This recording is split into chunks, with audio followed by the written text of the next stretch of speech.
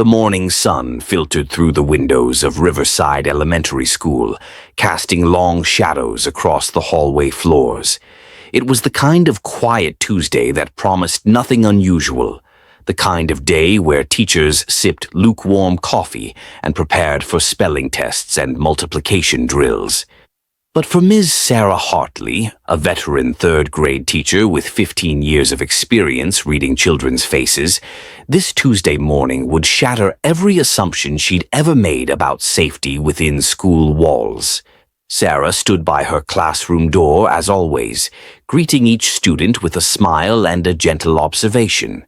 She'd learned long ago that the first 30 seconds of seeing a child could tell her everything she needed to know about their night, their weekend, their world beyond these walls. Some kids bounced in with stories already tumbling from their lips. Others shuffled in quietly, still shaking off sleep. And then there were the ones who arrived carrying secrets too heavy for small shoulders. When Mila Jensen walked through that door at 8:15 that morning, every instinct Sarah had developed over her career suddenly screamed that something was terribly, dangerously wrong. The little girl with the dark braids and usually bright smile looked like she'd aged years overnight. Her skin held an unhealthy pallor that made Sarah's heart clench. But it wasn't just the color of her face. It was the way she moved, or rather, the way she tried desperately not to move. Each step seemed calculated, careful, as if any sudden motion might trigger unbearable pain.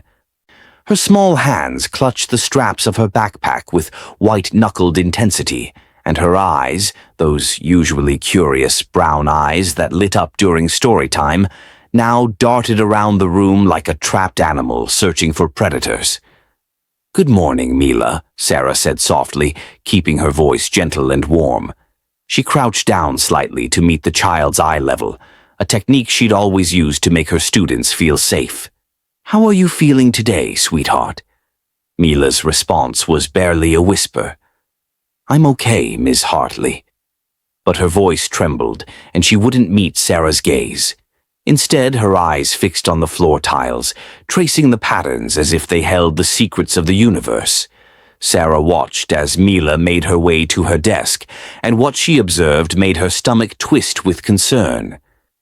The child walked with an odd stiffness, her torso held rigid. When she reached her chair, she didn't sit down. She stood beside it, one hand resting on the desk as if for support, her whole body tense with obvious discomfort. Before we dive deeper into what happened next, drop a comment and let us know where you're watching from. We'd love to hear from you. If you enjoy educational stories like this, be sure to like the video, subscribe, turn on the notification bell, and share it with someone who'd love it too. The morning routine began. Sarah led the class through their usual opening activities, the Pledge of Allegiance, the morning announcements crackling through the intercom, the weather chart update. Through it all, Mila remained standing. When Sarah invited everyone to take their seats for the first lesson, Mila finally lowered herself into her chair with such careful, painful precision that Sarah had to force herself not to rush over immediately.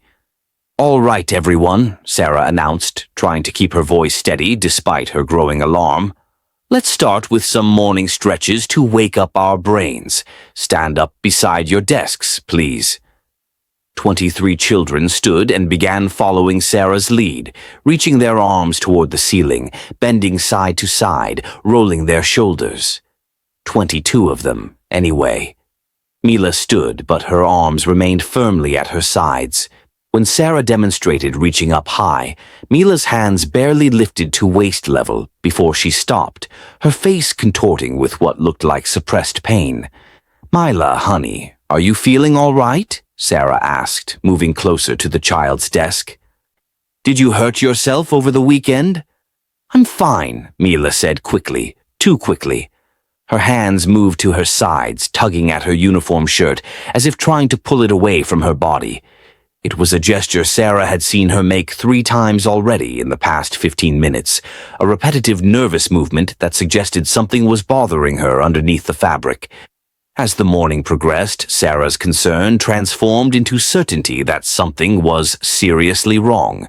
During independent reading time, Mila sat hunched over her book, but her eyes weren't tracking the words. They stared blankly at the page while her hands continued that odd, constant adjusting of her uniform. When another student, Tommy Rodriguez, accidentally bumped Mila's desk while reaching for a pencil, Mila flinched so violently that she knocked her own book to the floor. "Sorry, Mila," Tommy said, genuinely apologetic. "It's okay," Mila whispered, but tears had sprung to her eyes. She bent to pick up her book with such slow, careful movement that Sarah's alarm bells rang even louder. During math time, Sarah positioned herself where she could observe Mila without being obvious. The child's behavior grew more concerning by the minute. Every few moments, Mila would reach behind herself or to her side, pressing her hand against her ribs or lower back through her uniform, as if checking something. Her breathing seemed shallow, measured, like someone trying very hard not to draw attention to discomfort. When Sarah walked past Mila's desk to collect homework, she noticed the child actually lean away from her, pressing herself against the opposite side of her chair. It was an instinctive motion, the kind of unconscious retreat that spoke of fear, of expecting something bad to happen when adults came too close. That was the moment Sarah made her decision.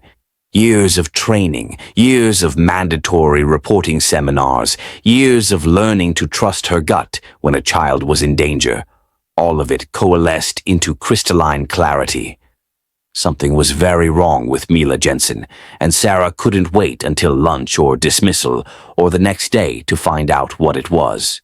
"Class," she announced, glancing at the clock. It was 10:30. "I want you to take out your silent reading books. We're going to have an extended reading period this morning. Remember, voices off, eyes on your own work." She moved to her desk and pressed the call button for the main office. When the secretary answered, Sarah kept her voice calm and professional. "Hi, Janet. Could you please come down to cover my class for a few minutes? I need to take a student to the nurse's office." "Of course," Janet replied. "Be there in 2 minutes." Sarah walked over to Mila's desk and crouched beside it. Up close, she could see the fine tremor in the child's hands, the way her jaw was clenched tight, the unusual brightness in her eyes that suggested tears being forcefully held back. "Mila, sweetie, I'd like you to come with me to see Nurse Patterson, okay? I'm worried about you, and I want to make sure you're feeling all right." "I don't need the nurse," Mila said, her voice small and desperate. "I'm fine, really, Miss Hartley. I didn't sleep well, that's all." "I understand, honey, but I'd feel much better if we just checked to make sure everything's okay. You've seemed uncomfortable all morning, and I care about you. Will you come with me?" Mila's eyes filled with tears that finally spilled over, tracking down her pale cheeks. "I can't," she whispered so quietly that Sarah had to lean in to hear. "I can't, Miss Hartley. Please don't make me." The raw fear in those words sent ice through Sarah's veins. This wasn't a child who was simply feeling unwell. This was a child who was terrified of something being discovered. Janet arrived and Sarah stood, offering Mila her hand. "Come on, sweetheart. You're not in any trouble, I promise. I just want to help you. Will you trust me?" For a long moment, Mila stared at Sarah's outstretched hand. Then, with a shaking breath that seemed to come from the depths of her small body, she placed her hand in Sarah's and stood up. The movement made her gasp, a sharp intake of breath that she tried to stifle but couldn't quite manage. They walked down the quiet hallway together, Mila's hand gripping Sarah's with surprising strength. The nurse's office was located at the far end of the building, past the trophy cases displaying decades of student achievements, past the mural of the school mascot, past the administrative offices where the principal and counselors worked behind closed doors. With each step, Sarah could feel Mila's hand growing colder, her grip tighter. "Miss Hartley," Mila said as they reached the nurse's office door. Her voice was barely audible. If something bad happens, Will you tell my mom I'm sorry? Sarah stopped walking and knelt down, bringing herself to Mila's eye level. She took both of the child's hands in hers. Mila, nothing bad is going to happen. I promise you that you are safe with me. Whatever's going on, whatever's wrong, we're going to help you. Do you understand? You are safe right now. Mila's lower lip trembled. You don't understand, she whispered. He said if anyone found out, if I told anyone, or if anyone saw, he would know. He'll know, Ms. Hartley. He always knows. The words hung in the air between them, heavy with implications that made Sarah's blood run cold. Someone had done something to this child and threatened her into silence. Someone who apparently had ways of knowing if that silence was broken. Who will know, Mila? Sarah asked gently. Who are you afraid of? But Mila just shook her head frantically, fresh tears streaming down her face. I can't tell you. Please, I just want to go back to class. I'll be good, I'll sit still. I won't move anymore. Please. Sarah pulled the child into a gentle hug, feeling the way Mila's small body was trembling. You're already good, sweetheart. You're always good. You've done nothing wrong. But I need to make sure you're not hurt. Will you let me do that? Will you let Nurse Patterson and me make sure you're okay? After what felt like an eternity, Mila gave the smallest nod against Sarah's shoulder. Sarah stood and opened the nurse's office door. Nurse Patterson, a kind woman in her 50s with graying hair and a warm smile, looked up from her desk. One glance at Mila's tear-stained face and Sarah's grim expression told her this wasn't a routine stomachache or scraped knee. Come in, she said immediately, her voice taking on the professional calm of someone who'd seen too many concerning cases over the years. What's going on? I'm very concerned about Mila, Sarah said carefully, keeping one protective hand on the child's shoulder. She's been in obvious discomfort all morning. She's barely moving, flinching at the slightest touch, and she won't sit down properly. I think something might be wrong, something that needs to be checked. Mila is very frightened about us looking, which concerns me even more. Nurse Patterson's expression shifted from concern to high alert. She'd been a school nurse for 20 years, and she recognized the signs Sarah was describing. All right, Mila. Sweetheart, why don't you come sit on the examination table for me? Ms. Hartley can stay right here with you the whole time if you'd like. Mila looked up at Sarah with desperate eyes. You'll stay. I'm not going anywhere, Sarah promised, squeezing the child's hand. I'm right here. They moved to the small examination area separated from the main office by a privacy curtain. Mila climbed onto the padded table with such careful, pained movements that both adults exchanged worried glances. Nurse Patterson pulled up a rolling stool and sat at eye level with the child, her demeanor gentle but professional. Mila, I'm going to ask you some questions, okay? You're not in trouble and you can tell me anything. That's what I'm here for, to help kids feel better and stay safe. Can you tell me where you're hurting? Mila's hands twisted in her lap. Everywhere, she whispered. It hurts everywhere. When did this start hurting? Was it this morning? Yesterday? Last week? Friday, Mila said, so quietly they almost couldn't hear. It happened Friday night. Sarah felt her stomach drop. Friday night.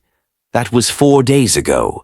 This child had been suffering for 4 days, had come to school Monday morning, and again this Tuesday, carrying whatever this was without telling anyone.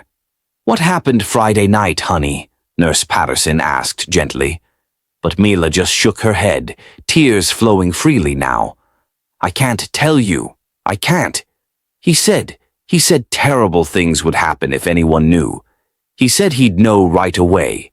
He said, her voice broke into sobs, he said he's always watching, and if I showed anyone, he'd come back and it would be worse. So much worse. Sarah moved closer, wrapping an arm around Mila's shaking shoulders while being careful not to press too firmly. Sweetheart, whoever told you those things was lying to you. They were trying to scare you into staying quiet. But the truth is, you're safe here. We're going to protect you. But to do that, we need to know what happened. We need to see if you're hurt so we can help you. Mila, Nurse Patterson said, her voice steady and calm despite the alarm Sarah could see in her eyes. I need to check you over to make sure you're not injured. Is it okay if I look? I promise to be very gentle. You can say no to anything that makes you uncomfortable, but I need you to know that if someone hurt you, we need to see it so we can make sure it doesn't happen again. Can you trust us with that? For a long, agonizing moment, Mila sat frozen, her small chest heaving with suppressed sobs. Then, so slowly it broke Sarah's heart, she nodded. Good girl, Nurse Patterson said softly. Very brave. Now, I'm going to need you to lift your shirt just a little bit, okay? Just enough for me to see your back and your sides. Ms. Hartley is going to stand right here where you can see her. If you want me to stop at any time, you just say so. Okay? Mila's hands went to the hem of her uniform shirt, but they were shaking so badly she could barely grip the fabric. Sarah could see the terror in every line of the child's body, the way she was forcing herself to comply with something that obviously went against every instinct of self-preservation she had. It's okay, Sarah murmured. You're being so brave, Mila. So incredibly brave. With trembling hands, Mila began to lift her shirt. What Sarah saw in those first few inches made her inhale sharply. Dark bruises, purple and yellow and black, mottled the child's lower back. But it was Nurse Patterson's sudden stillness that made Sarah look more carefully, and when she did, her heart nearly stopped. There, taped to Mila's side just above her hip, was a small black rectangular device. It was about the size of a matchbox, held in place with what looked like medical tape that had been wrapped completely around the child's torso. A tiny green light on its surface blinked steadily, rhythmically, like a mechanical heartbeat. Around the edges of the tape, Sarah could see red marks on Mila's skin, places where the adhesive had irritated or been pressed too hard, and darker bruises that suggested the device had been forced into place while Mila struggled. "Oh my God," Nurse Patterson whispered. Her hand reached out instinctively, then pulled back, hovering over the device without touching it. "Mila, honey, do you know what this is?" "A tracker," Mila said, her voice hollow and defeated. "He put it on me. He said if I tried to take it off, if I told anyone about it, he'd know right away and he'd come get me. He said it tells him where I am every single second. He said I have to wear it all the time or else. Her voice dissolved into sobs again. Sarah felt like the floor had dropped out from beneath her. A tracker.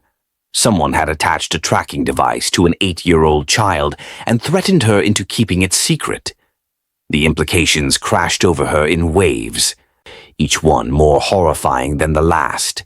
This wasn't accidental injury. This wasn't a case of a child getting hurt, playing and being too scared to tell. This was deliberate, calculated, predatory. Nurse Patterson's hand was already reaching for the phone on the wall. "Mila, I need you to stay very still for me, okay? Don't touch the device. We're not going to take it off right now. Miss Hartley is going to stay right here with you, and I need to make some phone calls. You're doing so well, sweetheart. You're so brave." She picked up the phone and dialed with practiced efficiency. "This is Nurse Patterson at Riverside Elementary. I need to speak to Principal Morrison immediately. It's an emergency." A pause. "Yes, I'll hold, but please hurry." Sarah kept her arm around Mila, whose sobs had quieted into silent tears that streamed down her face. "Mila, I need you to tell me who put this on you. I know you're scared, but we need to know so we can keep you safe. Can you tell me who did this?" Mila's whole body was shaking. He's my mom's. I don't know what he is. He was her boyfriend, I think. But he's scary, Ms. Hartley. He's so scary. He has these eyes that look at you like you're not a person, like you're a thing. And he found us. We tried to leave. We moved here to get away, but he found us anyway. He always finds us. When did he put this on you, Mila? Friday night. Mom had to work late, and she asked the neighbor to watch me. But the neighbor's daughter had a thing at school, so they had to leave for just an hour. He must have been watching because he came right after they left. He knocked on the door, and I thought maybe it was Mom who forgot her keys. But it was him. Fresh sobs racked her small frame. He pushed inside and grabbed me, and he held me down on the floor. I tried to scream, but he put his hand over my mouth, and he said if I made any noise, he'd hurt Mom. He put the tracker on me, and he taped it so tight I couldn't breathe right. He said I had to wear it all the time. He said he'd know if I tried to take it off. He said he'd know if I told anyone. And then he just left. He said he'd be watching me every second, and I better not try anything. Your mom doesn't know about this? Sarah asked, trying to keep her voice steady despite the horror churning in her stomach. Mila shook her head violently. I couldn't tell her. He said if I told her, he'd know, and he'd hurt her. He said she doesn't deserve to be protected because she tried to leave him. He said a lot of bad things about her, Miss Hartley. Really bad things. I was so scared. I've been so scared. I couldn't sleep. I couldn't eat. I kept waiting for him to show up and take me away. Every car that drives past our apartment, every time someone walks behind me, I think it's him. And now you know, and he's going to know, and he's going to come. Her voice rose to a panicked pitch. He's going to come get me. Nurse Patterson turned back to them, her face pale but determined. Principal Morrison is on his way down. Mila, I'm going to make another call now, okay? We're going to call some people who help keep kids safe. The police? Mila asked, her eyes going wide with fresh terror. No, you can't call the police.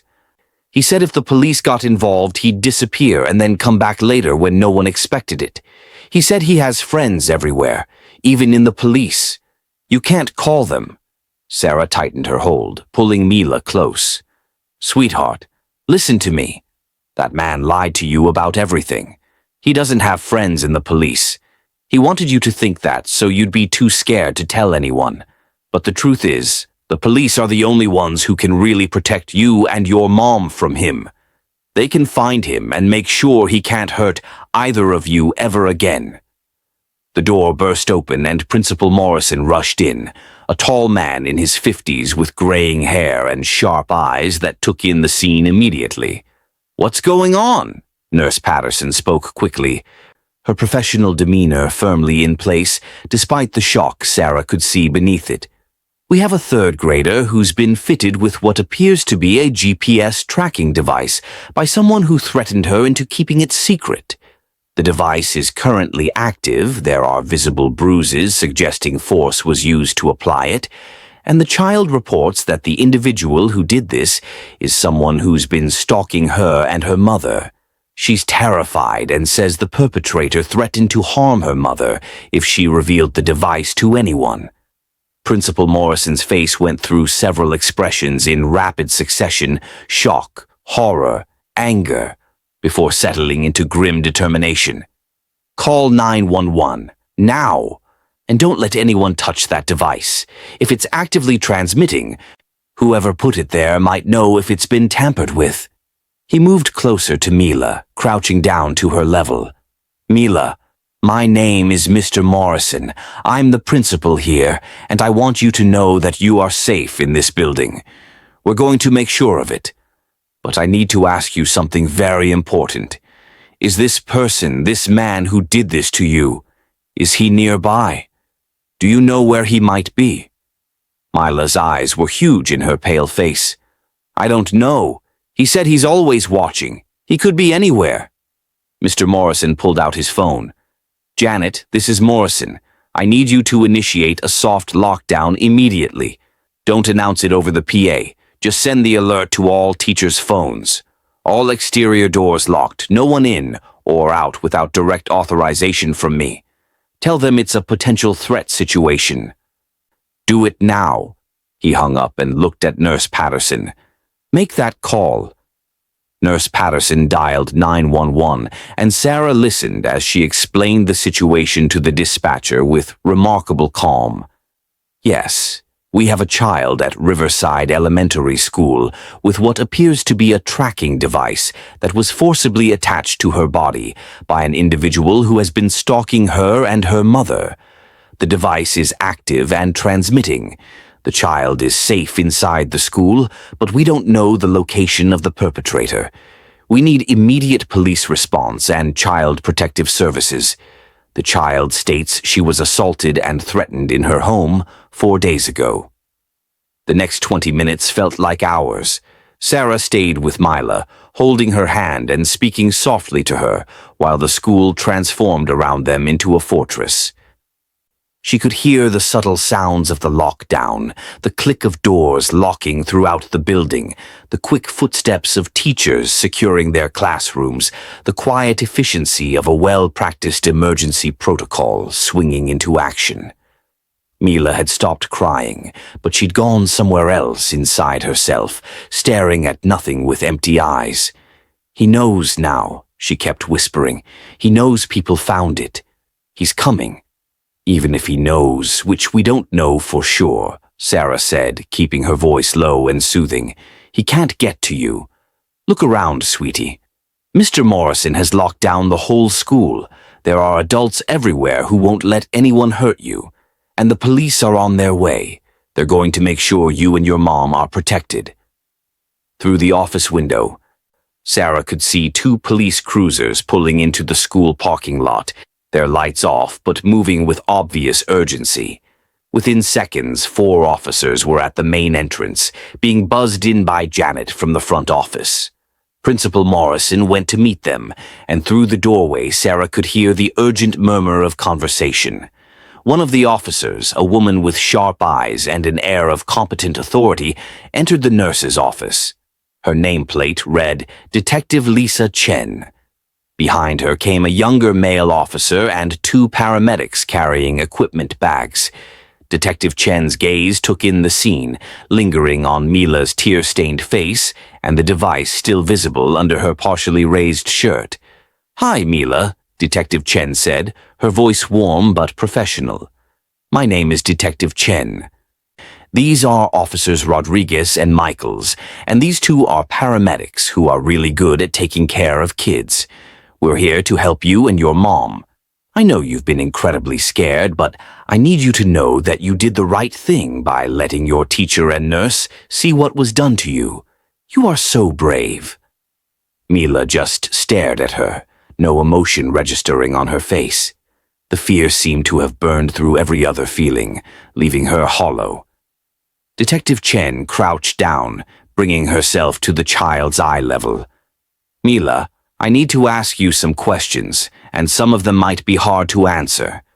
But everything you tell me is going to help us keep you safe. Can you do that for me?" A tiny nod. "Good. First, can you tell me the name of the person who put this device on you?" "Marcus," Mila whispered. "Marcus Keller. That's what Mom called him." Detective Chen glanced at Officer Rodriguez, who immediately stepped out of the room with his phone. Sarah could hear him calling in the name, requesting a background check and known addresses. "Okay, Mila. When did you last see Marcus?"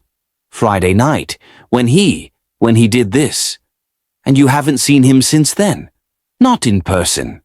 Mila shook her head. "But I can feel him watching, every day at school, every night at home. I know he's out there somewhere watching the signal from the tracker." One of the paramedics, a gentle-faced young woman named Sam, according to her badge, moved closer with a tablet in her hands. "Mila, I'm going to take some pictures of the device and the bruises, okay? I won't touch you, I just need to document what we're seeing. Is that all right?" Another small nod. As Sam carefully photographed the device and the visible injuries, Detective Chen continued her questions. Does your mom know about any of this? About Marcus coming to your house, about the tracker? No, Mila said, fresh tears starting to flow. I couldn't tell her. He said he'd hurt her if I told. He said she deserves to suffer for trying to leave him. Is my mom okay? Is she safe? What if he went after her? We're going to make sure your mom is safe, Detective Chen promised. Do you know where she is right now? She works at the diner on 5th Street, Rosie's Diner. She's a waitress there. Her shift started at 7 this morning. Detective Chen nodded to Officer Michaels, who left to make another call. Within minutes, he returned. We've dispatched units to the diner. They're bringing her here now. She's safe. The relief on Mila's face was palpable, but it was quickly replaced by fresh anxiety. When she sees the tracker, she's going to be so upset. She tried so hard to keep me safe. We moved here to get away from him. We left everything behind, all our stuff, our old apartment, my old school. We've moved 4 times in 6 months because he keeps finding us. And now he found us again, and she's going to blame herself. Sarah's heart ached for both the child and the mother, for the terror they'd been living with, for the desperation that had driven them across state lines multiple times. Your mom is going to be grateful that you're okay, she said gently. She's going to be proud of how brave you've been. The second paramedic, an older man named Frank, approached carefully. Mila, we need to talk about removing the device. We want to make sure it's done safely and that we're very careful with your skin underneath. But I need you to understand something. When we remove it, if it's transmitting that information, the person monitoring it might know it's been removed. Do you understand? He'll know, Mila said flatly. He'll know and he'll come. That's why we have all these officers here, Detective Chen interjected, and why we've locked down the school. We're prepared for that possibility. But Mila, we need that device removed, and we need to make sure you're not injured underneath it. The tape has been on you for 4 days. We need to check your skin. Will it hurt? Frank smiled kindly. I'm going to use a special solution that makes the tape come off really easily, and I promise to be as gentle as possible. It might feel a little weird, but it shouldn't hurt much. And Miss Hartley can hold your hand the whole time. How does that sound? Mila looked at Sarah, who nodded encouragingly. I'm right here, sweetheart. I'm not going anywhere. Okay, Mila whispered. Frank worked with efficient care, applying solution to the edges of the tape and slowly, methodically loosening it. All the while, Detective Chen kept up a steady stream of gentle questions, piecing together the story of Mila and her mother's flight from Marcus Keller. How long was Marcus your mom's boyfriend? She asked. About a year, I think. He seemed nice at first. He bought me toys and took us to dinner. But then he got weird. He started asking Mom where she went all the time. He put an app on her phone that showed him where she was. He got mad if she talked to other people. One time he pushed her, and she fell and hit her head on the counter. That's when she decided we had to leave. And when was that? Last summer, July, I think. We left in the middle of the night while he was at work. We went to stay with Mom's friend in Ohio, but he found us there in 2 weeks. So we went to Pennsylvania, and he found us there too. Then we came here to Oregon. Mom thought maybe if we went far enough away, he wouldn't find us. But he always does. He's like a monster in a movie that never stops chasing you. The device came free, and Frank immediately placed it in a clear evidence bag, the green light still blinking steadily inside the plastic. All done, Mila. You did great. He examined the skin beneath where the tape had been, cleaning it gently and applying antibiotic ointment to the irritated areas. You've got some skin irritation and these bruises, but nothing that won't heal. You're going to be just fine physically. But Detective Chen's expression had grown more grim as she examined the device through the bag. This is a high-end GPS tracker, not something you buy at a regular store. This is the kind of equipment that's used for professional surveillance. It's got real-time tracking capability, probably accurate to within a few meters. She looked at Mila. Did Marcus ever say anything about his job? About what he did for work? Mila's face scrunched up as she tried to remember. Mom said he worked security sometimes, but I heard her tell her friend once that she thought his job was bad, like illegal bad. She said she found things in his apartment that scared her.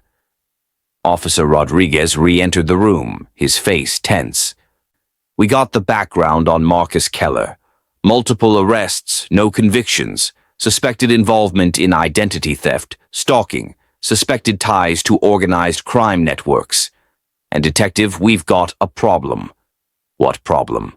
We ran his vehicle registration. He drives a black Chevy Suburban, and our units report that a vehicle matching that description has been spotted circling the area around the school for the past half hour. They approached twice, but both times the vehicle turned and drove away before they could make contact. The room went silent. Sarah felt Mila's hand clench around hers so tightly it hurt. He's here, Mila breathed. He knows. He's coming for me. Detective Chen's jaw set in a hard line. Not on my watch. Rodriguez, I want all available units in a perimeter around this school. Get traffic officers out there. 2. We're looking for a black Chevy Suburban registered to Marcus Keller. If they spot it, I want it stopped immediately. Do not let him approach this building. Just then, Officer Michaels appeared with a woman who looked like an older version of Mila. Same dark hair, pulled back in a ponytail, same brown eyes, now wide with panic. Mila! She rushed forward, and Detective Chen had to step aside as the woman swept her daughter into her arms. Baby, are you okay? They told me you were hurt, that something happened. What's going on? Mila burst into fresh sobs, clinging to her mother. I'm sorry, Mom. I'm so sorry. I tried not to tell. I tried to keep the secret. But it hurt so much, and Ms. Hartley saw, and I couldn't hide it anymore. I'm sorry. Sorry for what, baby? What secret? Mila's mother, whose name Sarah learned was Jennifer, looked around at the assembled police officers and medical personnel with growing fear. Will someone please tell me what's happening? Detective Chen stepped forward. Ms. Jensen, I'm Detective Chen. We need to talk to you about Marcus Keller. The color drained from Jennifer's face. No, he didn't. Please tell me he didn't find us. Please. Ma'am, I need you to stay calm. Your daughter is safe right now, but we need to understand the situation fully. When did you last have contact with Marcus Keller? Jennifer's legs seemed to give out, and Sarah quickly pulled over a chair. The woman sank into it, her arms still wrapped around Mila. I haven't seen him since we left 6 months ago. I've been so careful. I don't have social media. I paid for everything in cash. I got a new phone with a new number. I really thought we'd finally gotten away this time. What did he do? What did he do to my baby? Detective Chen held up the evidence bag containing the tracker. He broke into your apartment Friday night and placed this GPS tracking device on Mila. He taped it to her body and threatened her to keep it secret. He told her he'd hurt you if she told anyone about it. Jennifer's face crumpled as she looked at the device, then at her daughter. Her hands moved to Mila's shirt, lifting it gently to see the red, irritated skin and the bruises that marked where the device had been. A sound came from her throat, something between a sob and a wail. Oh God! Oh my God, baby! You've been wearing this since Friday? You've been carrying this alone for 4 days? I was so scared, Mommy, Mila sobbed. He said he'd hurt you. He said terrible things. He said he was always watching, and if I told anyone, he'd know and come back. I didn't know what to do. Jennifer pulled her daughter closer, rocking her gently while her own tears flowed freely. I'm so sorry, I'm so sorry. I thought I was keeping you safe. I thought moving here, being careful, it would be enough. But it wasn't. It wasn't enough. Ms. Jensen, Detective Chen said, her voice firm but not unkind. This is not your fault. Marcus Keller is a predator and a criminal. But I need you to focus now because your daughter's life may depend on it. We have reports of his vehicle circling this school. He knows we've found the device. We need to know everything you can tell us about him. His habits, his associates, where he might go, how he thinks. Everything. Jennifer looked up, her face streaked with tears, but her eyes suddenly sharp with a mother's protective fury. He's here. He's actually here right now? We believe so. A vehicle matching his registration has been spotted in the area multiple times in the past hour. Then you need to understand something about Marcus, Jennifer said, her voice taking on an urgent intensity. He doesn't give up, ever. It's not even about me anymore, if it ever was. It's about control. It's about winning. He sees Mila and me as his property, things he owns that were stolen from him. He's told me before that he'd rather see us dead than free. And he has resources. Money, connections, equipment. That tracking device, that's not even close to the extent of what he has access to. What do you mean by resources? Detective Chen asked, pulling out a notebook. What kind of connections? Jennifer glanced at Mila, then lowered her voice, though not enough that the child couldn't hear. I don't know everything. He was always secretive about his work. But I know he worked for people, bad people, doing surveillance, finding people who didn't want to be found. He bragged once about tracking down someone who'd gone into witness protection. He had police scanners, sophisticated computer equipment, fake IDs. When I left, I found documents in his apartment, lists of names with addresses and phone numbers, photos of people who clearly didn't know they were being photographed. I took pictures of some of it on my phone before I ran, but I was so scared I deleted everything after we left the state. I thought it would make us safer if I had nothing he could track. Officer Rodriguez leaned in. Did he ever mention working with organized crime? Any specific names or organizations? He mentioned a name once. Victor something. I don't remember the last name. He said Victor paid well for people who could do what Marcus did, find people who disappeared. That's all I know. Detective Chen and Officer Rodriguez exchanged looks. Victor Sokolov? Rodriguez asked quietly. Maybe. I don't know. Why? Who is that? Someone very dangerous, Detective Chen said. If Marcus Keller has ties to Sokolov's operation, then this is bigger than a stalking case. Sokolov runs a network that's been linked to human trafficking, identity theft operations, and contract intimidation. People who work for him have resources that most criminals don't. Sarah felt sick.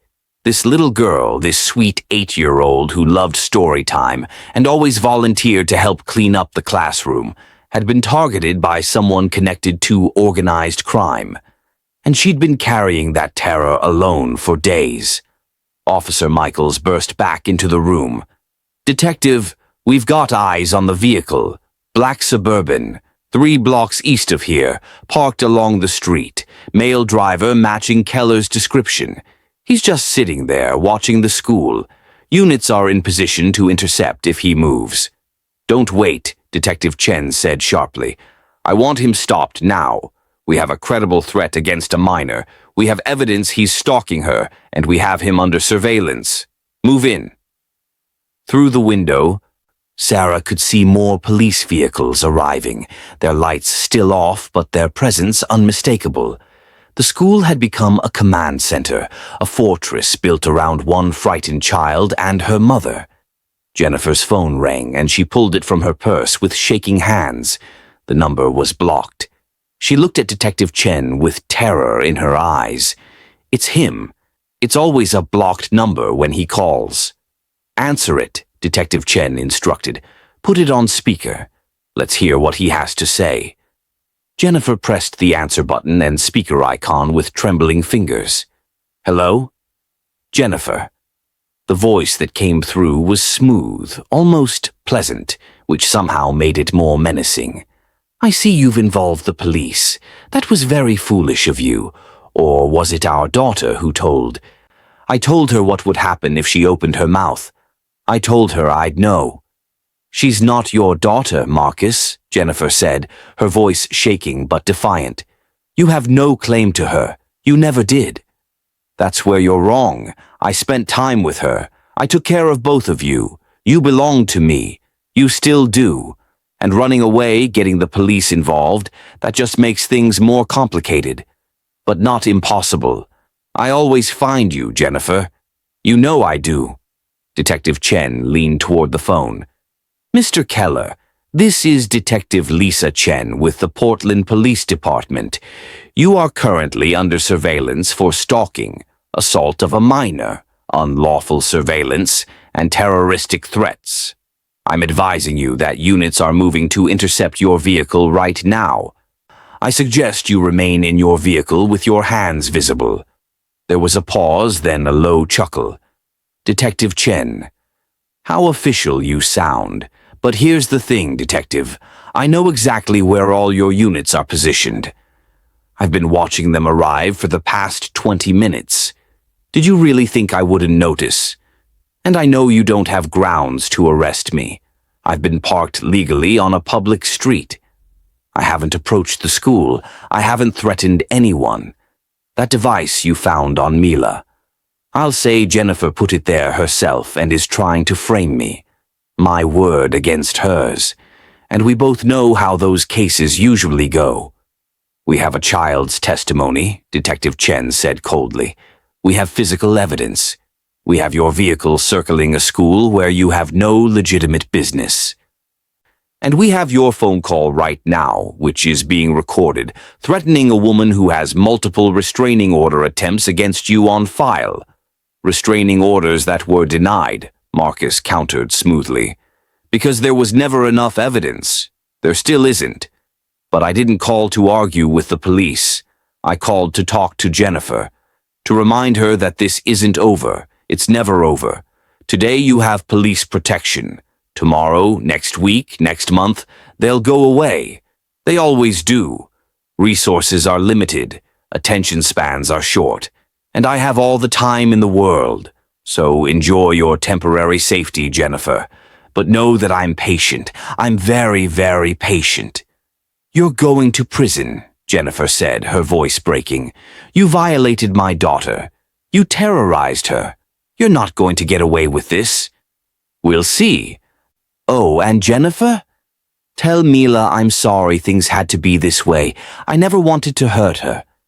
I just wanted her to understand that her mother made bad choices, and bad choices have consequences. She's a smart girl. She'll figure out eventually that you're the reason her life is so hard, that you're the reason she can't have a normal home or school or friends, because you keep running from the one person who actually cared about both of you. The line went dead. Mila was sobbing again, her face buried in her mother's shoulder. Jennifer held her, whispering fierce promises. He's lying, baby. None of this is your fault or mine. He's a sick man who hurts people. That's all. That's all he is. Officer Michaels spoke into his radio. All units, suspect is aware of surveillance and claims to be monitoring police movements. Proceed with extreme caution. He may have scanning equipment in the vehicle. Detective Chen's jaw was tight. I want that vehicle stopped now. I don't care what legal games he thinks he can play. We have a recorded threat. We have probable cause. Bring him in. Through the window, Sarah watched as police vehicles suddenly converged from multiple directions toward a location she couldn't see. The radio chatter was constant, terse communications between units. Then, suddenly, a burst of urgent voices. Suspect is exiting the vehicle. He's moving on foot, heading east toward the residential area, in pursuit. Cut off the eastern routes. Don't let him get into those houses. Suspect is running. Repeat, suspect is running. The next few minutes were chaos. More vehicles arrived. Sarah could hear the distant sound of a police helicopter. Jennifer held Mila and rocked her, both of them crying. Principal Morrison stood guard at the door, his phone pressed to his ear as he coordinated with teachers to keep students calm and unaware of the drama unfolding outside. Then, finally, Officer Rodriguez's voice came crackling through. Suspect apprehended. Repeat, suspect is in custody. He tried to reach a parked motorcycle, presumably a backup escape vehicle. We got to him first. He's secured. A collective exhale of relief went through the room. Detective Chen immediately spoke into her radio. Secure the vehicle and the motorcycle for evidence. I want everything processed and get a warrant for his residence. I want to know every place he's been, every tool he's used, every connection he has. She turned to Jennifer and Mila, her expression softening. He's in custody. He's not getting away this time. But Jennifer didn't look relieved. She looked haunted. You don't understand. He's been arrested before. They always let him go. Not enough evidence, or witnesses recant, or something technical happens with the case. He knows how to work the system. He's told me before that he's untouchable. Not this time, Detective Chen said firmly. This time we have the device. We have your daughter's testimony. We have the documented injuries. We have his phone call with threats. We have him fleeing from police. And most importantly, we have his vehicle. If he has the kind of equipment you're describing, surveillance gear, police scanners, we'll find it. That's evidence of premeditation, of sophisticated stalking. This isn't a case that's going to fall apart. Sarah finally spoke, her voice rough with emotion. What happens now to Mila and Jennifer? That's going to be up to the district attorney and child services, Detective Chen said. But given the circumstances, given the clear danger, I'll be recommending they be placed in protective custody immediately. We have programs for cases like this, safe houses where they can stay while we build the case. And if Marcus Keller is connected to Viktor Sokolov's network, like we suspect, then this becomes a federal case. The FBI has been after Sokolov for years. If Keller can give them information, we might be able to offer Jennifer and Mila permanent protection, new identities, a chance to actually disappear. Witness protection, Jennifer asked, her voice small. We'd have to leave everything? Again? Yes. But this time it would be official, protected, permanent. No more running. No more looking over your shoulder. You'd be safe. Mila looked up at her mother, her face streaked with tears. Does that mean I'd have to leave Ms. Hartley and my class? I just made friends here, Mommy. I just started to feel safe. Sarah's heart broke all over again. This child, who'd already lost so much, was about to lose even more. But it was necessary. It was survival. Sweetheart, Sarah said gently, crouching down beside Mila. Sometimes being safe means making really hard choices. But here's what I want you to remember. You are the bravest person I have ever met. You survived something terrible, and you didn't let it break you. You're going to go somewhere new, and yes, you'll have to make new friends and get used to a new teacher. But you're strong enough to do that. You've already proven how strong you are. Will I ever see you again? Mila asked, fresh tears welling up. Sarah felt her own tears threatening, but held them back. I don't know, honey, but I'll tell you what. No matter where you go, no matter what new name you might have, I will never forget you.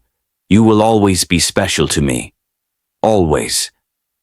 Mila threw her arms around Sarah's neck, and Sarah held her, this brave little girl who'd endured so much. Over Mila's shoulder, Sarah met Jennifer's eyes and saw gratitude there, and grief, and the terrible weight of a mother who'd tried everything to protect her child and still hadn't been able to prevent this trauma. The next several hours were a blur of activity. Child Protective Services arrived and interviewed Mila with Jennifer present. The paramedics treated Mila more thoroughly, documenting every bruise and mark. Detective Chen coordinated with federal agents who'd taken a sudden interest in the case. Officers came and went with evidence bags containing items recovered from Marcus Keller's vehicle. Professional-grade surveillance equipment, multiple phones, a laptop, detailed maps with locations marked, and most chillingly, a notebook containing schedules, Jennifer's work shifts, Mila's school hours, their apartment layout sketched in detail. As the sun began to set, social workers gently explained to Jennifer and Mila that they'd be taken to a safe location for the night, and that decisions about their future would be made in the coming days. They'd be allowed to go back to their apartment only with police escort to gather essential belongings. Before they left, Jennifer pulled Sarah aside. Her eyes were red from crying, but there was steel in them now. "Thank you," she said simply. "Thank you for seeing what I couldn't see, for being the kind of teacher who pays attention. If you hadn't noticed something was wrong, if you hadn't pushed even when Mila was scared to tell, I don't know what would have happened." He had her schedule, Ms. Hartley. They found it in his car. He was planning something. "You saved my daughter's life." Sarah shook her head, her own tears finally falling. "Mila saved herself by being brave enough to let us help her. You saved her by teaching her that she deserved to be protected. I just did what any teacher should do." "That's not true," Jennifer said. "Not all teachers would have noticed. Not all would have cared enough to push. You're special, and we'll never forget you." Mila hugged Sarah one last time, fierce and tight. "I'm going to be brave," she whispered. "Like you said, I'm going to be strong." "I know you will," Sarah whispered back. "You already are." And then they were gone, escorted by protective services into a waiting vehicle with darkly tinted windows. Sarah stood in the parking lot as evening fell, watching until the taillights disappeared around the corner. Principal Morrison came to stand beside her. "Go home, Sarah. You've had one hell of a day." But Sarah found herself unable to move. The adrenaline that had sustained her through the crisis was draining away, leaving her shaky and exhausted. "I keep thinking about all the things that could have gone wrong. What if I hadn't noticed? What if I'd decided to wait another day? What if—" "But you did notice," Morrison interrupted gently. "You saw what needed to be seen, and you acted. That child is safe tonight because of you. Don't diminish that." 3 weeks later, Sarah received a letter. It had no return address, had been postmarked from a city she'd never heard of in a state halfway across the country. Inside was a single page in a child's handwriting. "Dear Miss Hartley, I can't tell you where I am or what my new name is, but I wanted you to know that me and Mom are safe. Really safe. We have new names and a new place, and Mom has a new job. I start at my new school next week, and I'm nervous but also excited. The lady from the government said that the bad man is going to prison for a long time. She said he can never find us again. She said we get to have a normal life now. I miss you and I miss my friends at Riverside, but I'm glad I told you about the tracker. You were right that being brave means making hard choices. I'm trying to be brave every day. Thank you for seeing me when nobody else did. Thank you for saving me. Love, your student. You know who." Sarah read the letter 3 times, then carefully folded it and placed it in a special box she kept in her desk drawer. It joined other treasured notes from students over the years, but this one was different. This one represented something more than gratitude for a good teacher. This one represented a life saved, a future reclaimed. She never heard from Mila again. She never expected to. But sometimes on quiet Tuesday mornings, when the sun filtered through her classroom windows in that particular way, Sarah would think about a little girl with dark braids and brave brown eyes. She'd think about the blinking green light of a tracker, about the courage it took for a child to reveal a terrible secret, about the thin line between a normal day and a crisis that changes everything. And she'd remind herself to pay attention, to notice, to trust her instincts when something felt wrong. Because sometimes teachers are more than educators. Sometimes they're the only ones standing between a child and danger. Sometimes a gentle check, a caring question, a refusal to look away. That's all it takes to save a life. Marcus Keller was sentenced to 15 years in federal prison on charges including kidnapping, stalking, assault, unlawful surveillance, and conspiracy related to his connections with Viktor Sokolov's organization. His testimony helped federal agents dismantle part of a network that had been terrorizing victims for decades. Jennifer and Mila disappeared into witness protection, given the fresh start they'd been desperately seeking for months. Somewhere under new names, they were building a life without fear. And in a third-grade classroom in Oregon, Ms. Sarah Hartley continued to greet each student at the door every morning, looking into their faces, paying attention, trusting that instinct that had served her so well. Because that's what teachers do. They see children, really see them. And sometimes that makes all the difference. If this story moved you, please take a moment to leave a comment below and let us know your thoughts. These stories matter because they remind us to pay attention to the children in our lives, to trust our instincts when something feels wrong, and to act with courage when protection is needed. If you found value in this story, please hit the like button, subscribe to our channel for more real-life stories that matter, and share this with someone who needs to hear it. Your engagement helps us reach more people with important messages. Thank you for watching, and remember, sometimes the smallest act of caring can save a life.